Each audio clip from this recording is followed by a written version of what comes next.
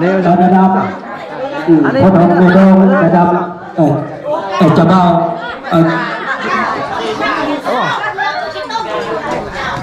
ทำไมก็แจ้งใช่ไหมกันโอ้การหัดเด้อสำหรับ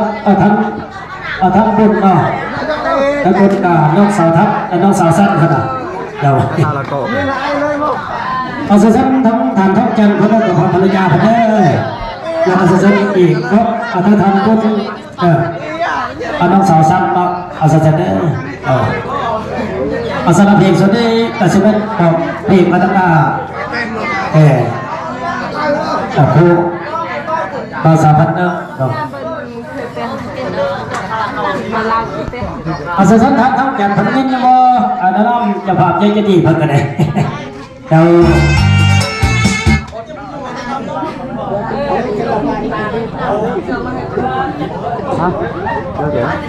เดี๋ยวถ้าจะบ้าจะสาวกับเขาจะบ้าจะสาวไม่พัดเขาบ้าแล้วเขาเสร็จจะบ้าจะเก่าจะบ้าจะบ้าจะสาวเก่าเด้อถ้าทองจันนั่นจะผ่าพนกแล้วก็ท่านท่านบุญกระบอกพอพนันน้องสาวสั้นเก่าน้องสาวสั้นเนาะเสร็จเด้อเสร็จครับเพลงในกระสุนเนาะบอกเพลงสรุปสุนทรกันดอก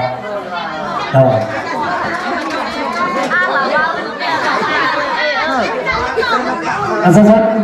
จะบ้าจะสั่งกับพระบาทสุภีแล้วดอกสั้นนั่นทั้งมา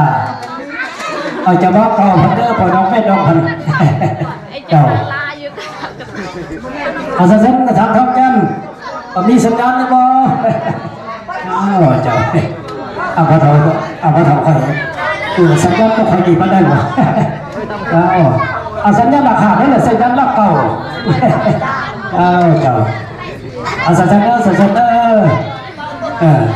คนสลดได้แล้วคำว่าเนี่ยสั้นคนสลดเก่าเองน้องจะสิว่าลูกพ่อผิดน้ำกันฟ้อนน้ำกันดูสิดอกเตอร์เจ้าแล้วก็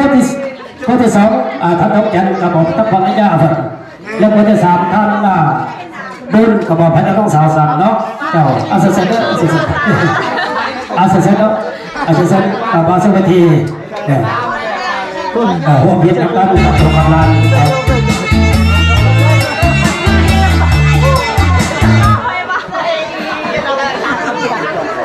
สั้นทำเป็นในรอบคู่ที่สามเนาะ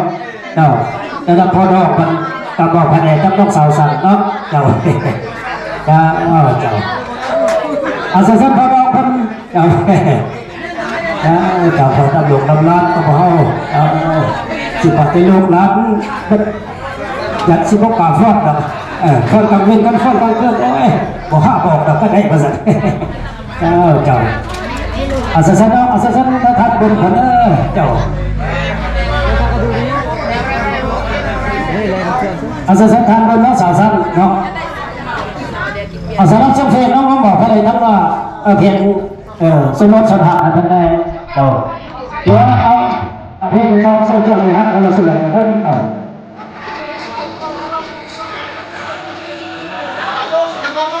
พอได้ขนาดพอไปทันที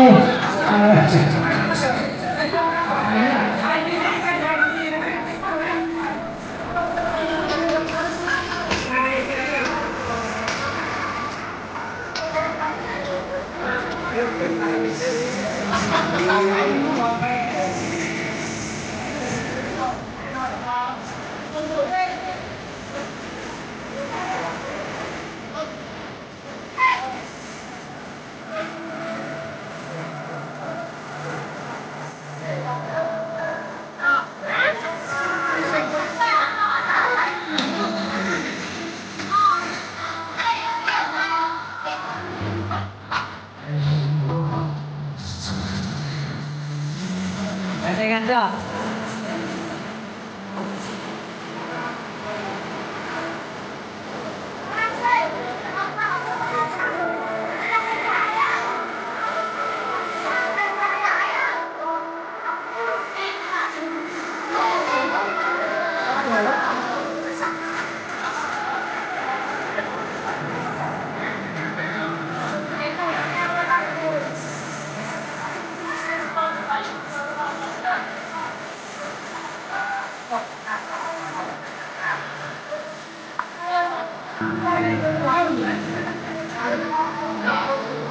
Hãy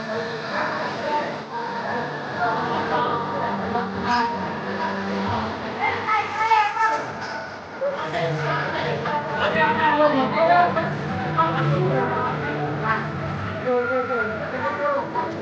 để không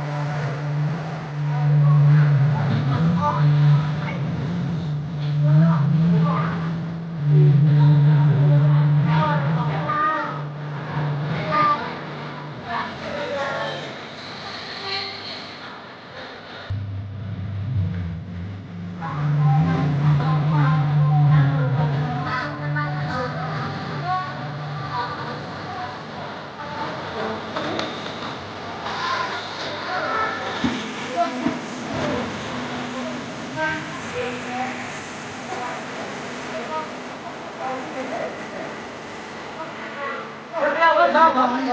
lỡ